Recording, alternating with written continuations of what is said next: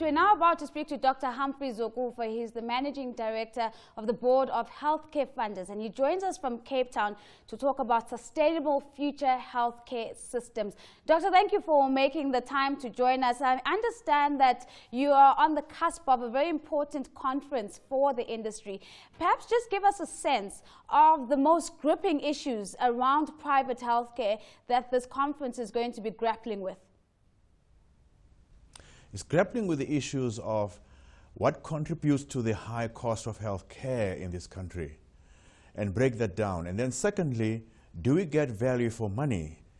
And then thirdly, are the models that are in place to render health care in South Africa good models, or isn't there another way of changing those models and see how the delivery can be more integrated so that it can be more efficient and maybe more address the needs of the patient? And then what kind of legislative environment do we have in South Africa that is allowing us or providing a space for those things to happen? And then lastly, of course, the issues of human resources that is needed to be able to achieve those things. Doctor, that's quite an ambitious list, and perhaps if we just take the first two issues, that of cost and value, how do you suppose a balance could be struck where the cost and accessibility of private healthcare becomes more attainable for the average South African, whilst at the same time making sure that the quality of the services doesn't deteriorate? There are three things that you can look at for starters.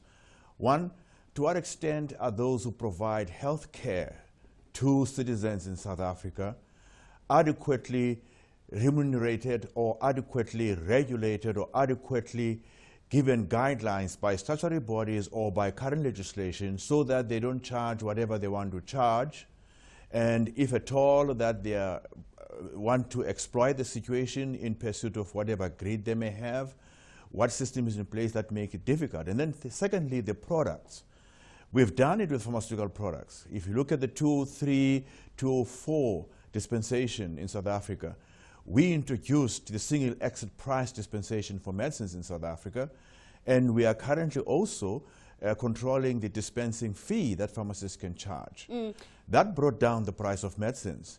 So why can't we do the same thing when it comes to radiological services and pathological services and also surgical interventions? And then you come to facilities. Right. Why don't you regulate the price of a bed rate? Perhaps, Doctor, remind us again of the investigation that was had into the private healthcare industry, in particular looking at the cost and the value that the average consumer is getting. What was the outcome of that? And were the findings, are they going to be integrated into the discussions that you're having now? I certainly feel that we've had this conversation before.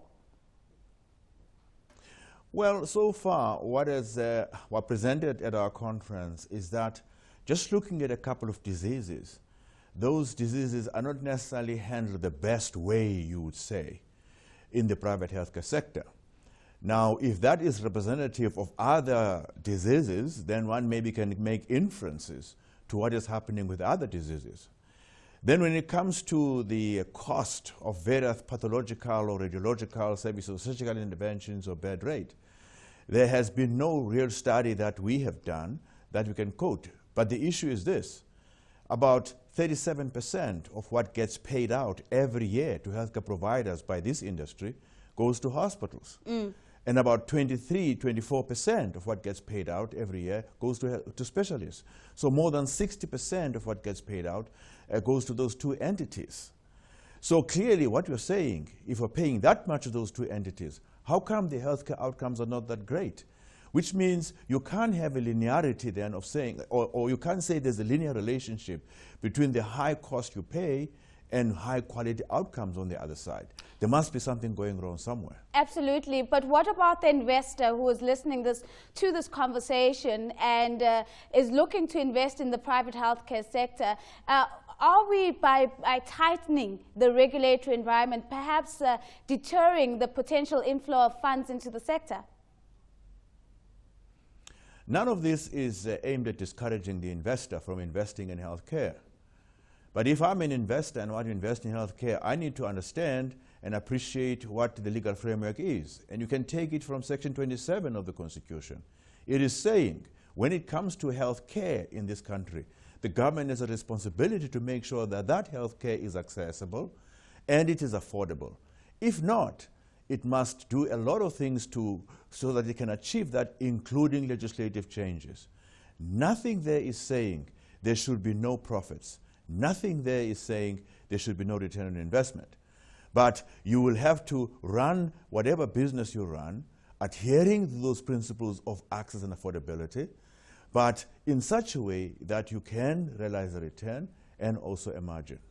Dr. Zokufa, understanding, of course, that there is a roadmap that's going to be coming out of this conference. We'll be looking forward to that. Thank you for making the time to join us. Dr. Zokufa is the Managing Director of the Board of Healthcare Funders.